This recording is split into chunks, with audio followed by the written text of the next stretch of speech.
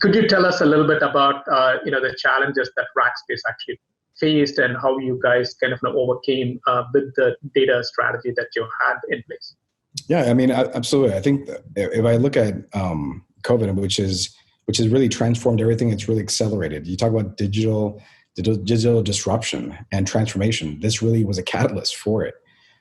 At the beginning, there was a sense of anxiety, I would say, as our company went 99.5% remote from one day to another, which is a pretty phenomenal feat to go that and not lose a beat. But that now created, as we were looking at more of a short-term perspective, and we started seeing that the time started progressing, then in terms of a data strategy, this is where it starts getting concerning. Because now, as you are working in a truly virtual and remote workforce, security and geographical location and how the end users consume the information, those are aspects that are absolutely top of mind, because you're dealing with compliance and regulatory aspects. If you're going and working off of Europe and you're a VPN and you're consuming the data somehow, it certainly drives a concern. So I think those were some of the challenges that we were having to deal with. That, and at the same time, we were used to just working inside an office and working with the business to go and move forward. Our entire business model was set up on that in that day-to-day interaction. So by going virtual, we just had to change our processes. As an example, scaled agile. Scaled agile is something you would use collectively as a team, and you're working with multiple components, and typically you're in a war room. But now you're doing it virtually, and you're doing all these events and trying to plan and prioritize accordingly. So I think that it wasn't a challenge, but I think it was an opportunity for us to go and rethink our operating model. And fundamentally, we broke down all our processes. We looked at all our meetings. We streamlined everything that we need to make sure that we had the agility, that one, we had the mental breaks for everybody else, but then we had the ability to go and execute on the business. And I'm proud to say, as a result of that, we came out stronger. If I look at where I was last year to this year, quarter over quarter, our velocity for Agile improved 20%. Our on-time performance from last year to this year grew 10x. And more importantly, we made an impact. If I look at what we did with NPS, we were support to improve NPS by 10x of where it was. Our churn, we understood our customer characteristics, and we looked at our strong detractor comments to see how can we keep on accentuating this customer experience. Because through this pandemic, one of the things was very clear is you don't differentiate on novelty, you really differentiate on customer experience.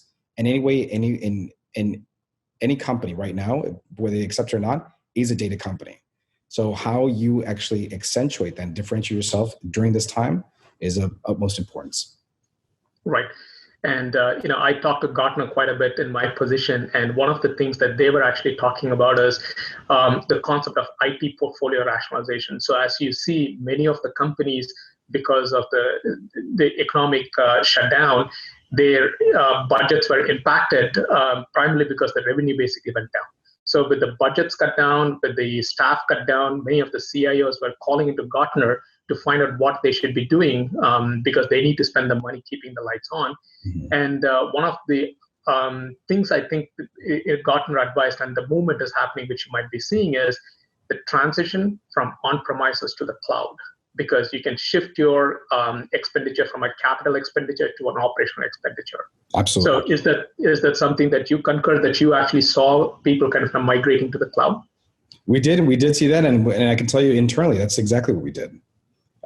Externally, we saw quite a bit of workload starting moving to the cloud.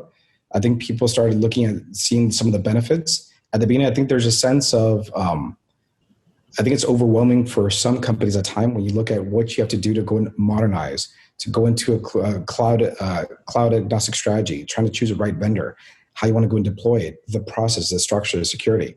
There's a lot of aspects that you have to deal with. And I saw that there was a lot of companies that started moving towards that. And I would see that will only accelerate as we look at the next year or 18 months. Internally for us, I mean, this was something that we were planning to do anyway. And I think that scale and the scalability of cloud is unparalleled.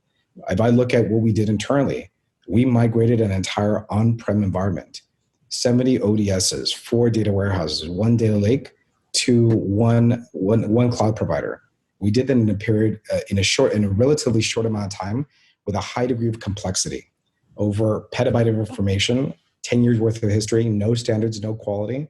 So it was an absolute pleasure to come and work through that. And now we're starting to see the benefits of the cloud, not just on the harmonization and just the elasticity and what you have for flexibility, but it's taking really advantage of the next gen analytics that come with it. Okay, all right, that's nice to hear. A cloud company leading with its own example of transitioning to the cloud. So, so for the people who are listening in, especially like CIOs or other CDOs, so was there a cost benefit part of the transition to the cloud? Absolutely, there was. So at the beginning, and you talked about the IT portfolio. So we're fortunate that we're not in IT. We are a separate entity and it's unbiased, but there has to be some type of funding.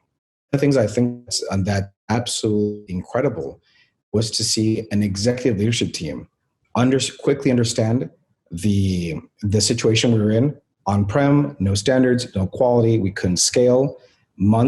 Projects would take, say, anywhere from 6 to 9 months, and now we're doing it in 1 to 2 weeks. But more importantly, they were so adamant about we need to fix the foundation and get it right. We broke everything down to bring it back up. And that had to come with a cost. But that cost, there was a lot of trade-offs that we did. One, insourcing some of the contractors. You talked about some of the financial treatments going from OpEx to CapEx. I mean, what you can actually put as to an add back, what you can actually capitalize as salary. But then we also looked at 2 key things, which is we want to improve the customer experience because that's what Rackspace is all about, the financial experience. And then we want to reduce churn. So if we do those 2 things right, we will position ourselves accordingly. And we created a portfolio. We call it a product function, but they effectively work as business partners. They've created an entire portfolio that we share with our executive leadership team. We get alignment every quarter and we go execute around that. All that has, does it have a production impact? Does it have a quality impact? Does it have a cost impact? Is there a value gained? Because not necessarily does it have to be just cost. If there's a value that it's actually differentiating yourself from your customers, and that's also another monetization aspect that you can look at.